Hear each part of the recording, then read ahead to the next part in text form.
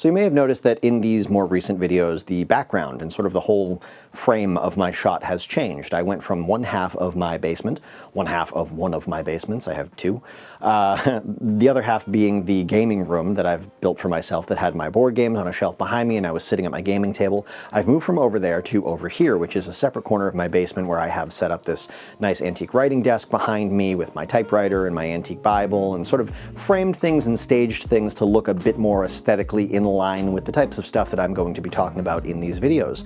I did that because I wanted a designated space for filming where I didn't have to constantly move things out of the way when I wanted to have a game night with my friends, but also because I wanted to take a little more control over the look of this shot. I wanted it to feel intentional as opposed to the other space where it was more available. This is intentional. This isn't just it was there so I used it. I set this up to look the way that it does.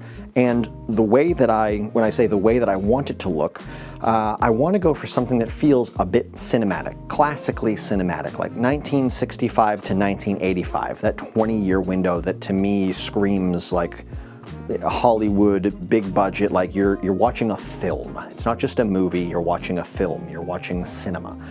Those things were only viewed at the movies. They were viewed on a theater screen. They were meant to look a certain way, and because of that, when you watch them even today, they feel different than modern movies. When you're watching something on Netflix or you're watching the latest Marvel movie, there's a difference to how they feel, and there's a lot that goes into that, and I've done a lot of research to understand why those films feel the way they do versus more modern movies that don't go for that look. And I want to talk a bit about those just briefly. I'll try not to get too much into the technical weeds here, but I want to explain what it is I'm going for here, and maybe you guys can let me know if I'm succeeding at all.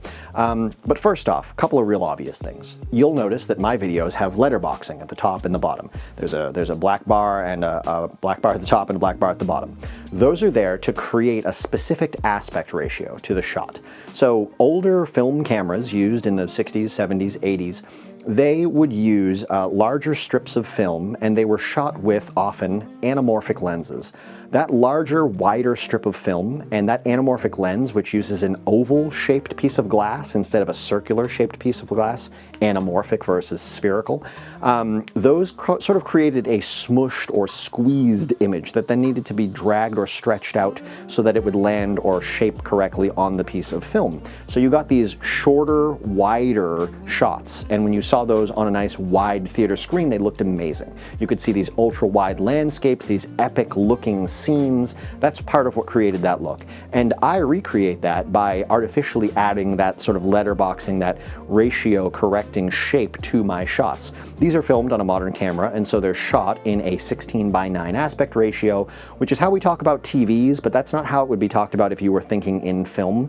In film, you would call this aspect ratio, or the more modern aspect ratio that you see on your 4K television or your computer monitor, that is a 1.85 to 1 ratio. It means the width is 1.85%, 1.85 times the height. So 1.85 to 1. You'll see this written as 1.85:1. That's the aspect ratio of modern televisions and computer screens, unless you get something like an ultra-wide computer screen, which I have, because I actually get to watch ultra-wide movies, which is what we're about to talk about, in their true aspect ratio, without letterboxing. So to make this shot that's recording on my camera in 1.85 to 1 ratio, 16:9 standard 4K ratio, to make that look like the classic cinema ratios, which were something like 2.35 or 2.39 to 1 instead of 1.85 to 1, much wider than they are tall. I add in the letterboxing, so it's cutting off the top and the bottom of my image, so to you it looks like it has that aspect ratio, when in reality I'm just chopping off what is actually there as far as the digital data goes, but I don't want to include it because I'm trying to create that look that those older film cinema cameras had naturally. I'm also using, as far as my shot goes, I'm using a 35mm lens. 35mm was the most common sort of workhorse lens of that era of film.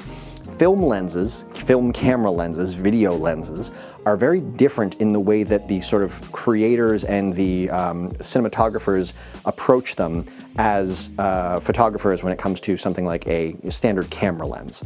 As I mentioned, there's something called an anamorphic lens versus a spherical lens, that is an oval-shaped piece of glass versus a perfectly circular piece of glass.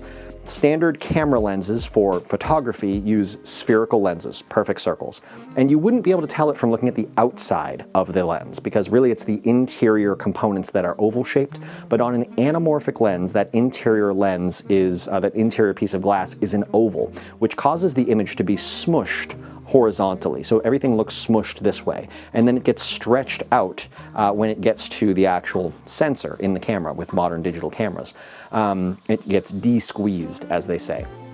I don't have an anamorphic lens, so I'm not getting a true anamorphic shot. Again, I'm having to sort of emulate it with that letterboxing effect so I can get that 2.39 to 1 ratio, that classic CinemaScope or Panovision, as it was called sometimes, that 65 millimeter, 75 or 70 millimeter look.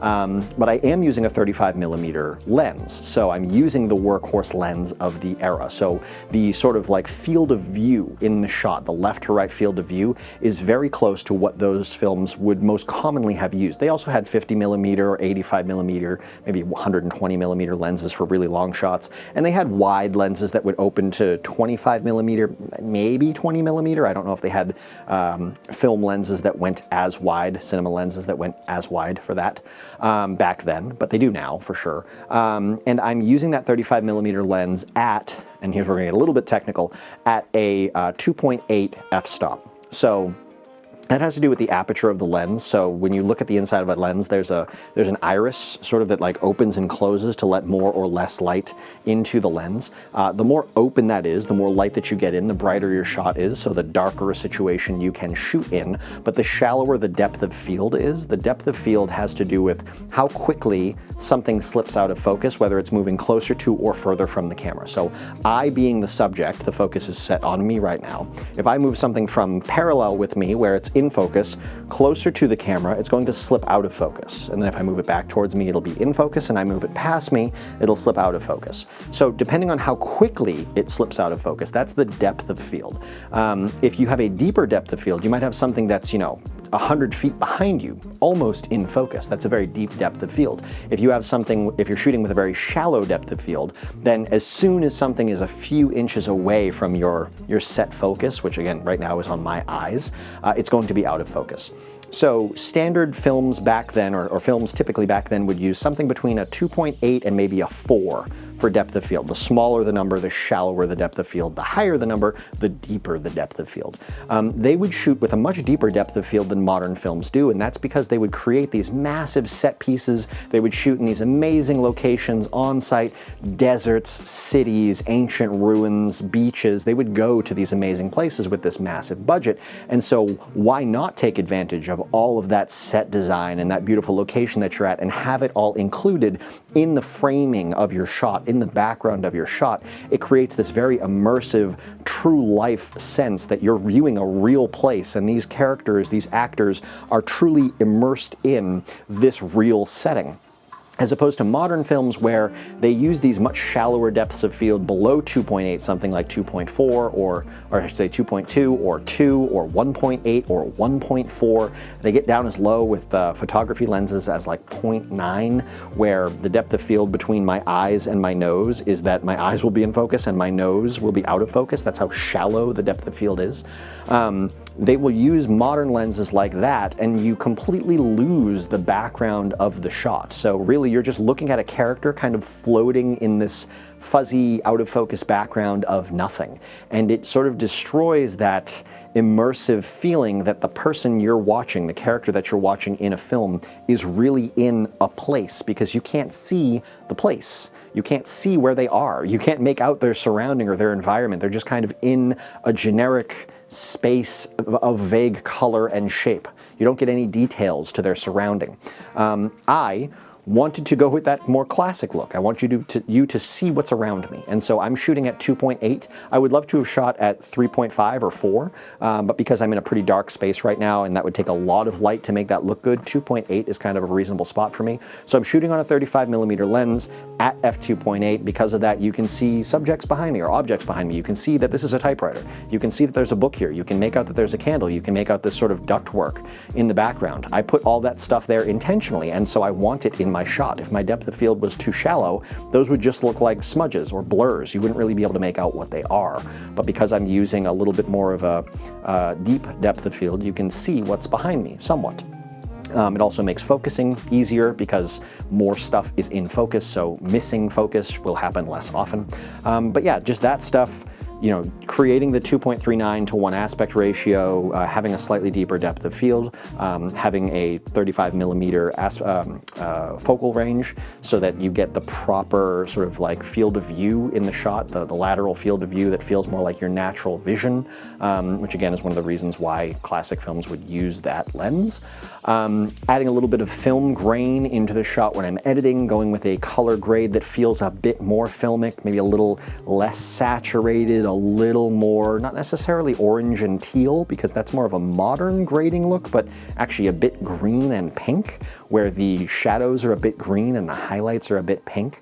That all helps emulate that classic film look, and so I do all of that when I'm editing these. I'm also framing this shot in a very specific way. If you know anything about the rule of thirds, this ductwork right over here is running vertically on the left vertical third. I am sitting on the right vertical third. My face is exactly on the corner of the right vertical third and the upper horizontal third. And also I think the top of the table is running across the lower of the 2 horizontal thirds. And so this whole shot is set up to look a certain way. Even though you might not realize it, hopefully it looks good because I am doing all of this stuff. At the very least, I like how it looks. So anyways, I just wanted to share sort of my process as to how I designed this look and how I want these shots and these videos to look. Whether or not you guys pick up on it or care at all, that's fine. It's one of the things that I love about making these videos, that I get to put that thought into how they look in the end. But anyways, I hope you guys have enjoyed this little random talk about cinema and cameras and filming technique, video technique, and I will see you in the next one.